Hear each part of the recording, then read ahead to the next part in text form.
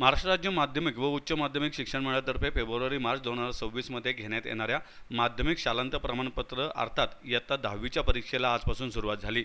विद्यार्थ्यांनी तणावमुक्त वातावरणात परीक्षा द्यावी यासाठी सौ विमलाबाई गरवारे माध्यमिक व उच्च माध्यमिक विद्यालय येथे विद्यार्थ्यांचं औक्षण करून गुलाब खडीसाखर देत स्वागत करण्यात आलं।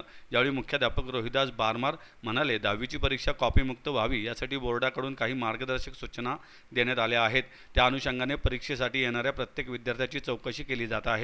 तसंच आमच्या केंद्रावर कुठल्याही प्रकारचे गैरप्रकार होणार नाहीत याची काळजी घेण्यात येत आहे। प्रत्येक रूममध्ये सीसीटीव्ही कॅमेरे लावले असून या कॅमेऱ्याद्वारे विद्यार्थ्यांवर नजर ठेवण्यात येणार आहे। बोर्डाने दिलेल्या सूचनांचं आम्ही पालन करत आहे। 18 मार्चपर्यंत ही परीक्षा चालणार आहे। यंदाच्या परीक्षेसाठी राज्यभरातून एकूण 16,11,610 विद्यार्थ्यांनी नोंदणी केली आहे। त्यामध्ये 8,64,480 मुलं, 7,47,136 मुली आणि 12 पारलिंगी विद्यार्थ्यांचा समावेश आहे। परीक्षा सुरळीत आणि पारदर्शक पद्धतीने पार पाडावी यासाठी राज्यात 4,999 मुख्य परीक्षा केंद्रांची व्यवस्था करण्यात आली आहे।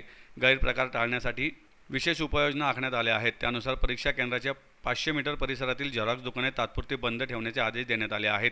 तसेच केंद्राच्या परिसरात कायदा व सुव्यवस्था राखण्यासाठी प्रतिबंधात्मक आदेश लागू करण्यात येणार असून आवश्यक ती सुरक्षा व्यवस्था तैनात केली जाणार आहे। विद्यार्थ्यांनी परीक्षा सुरू होण्याच्या किमान अर्धा तास आधी केंद्रावर पोहोचावे। शेवटच्या क्षणी होणारी घाई टाळण्यासाठी आवश्यक हॉल तिकीट आणि ID कार्ड आधीच काढून ठेवावीत अशा सूचना करण्यात आल्या आहेत।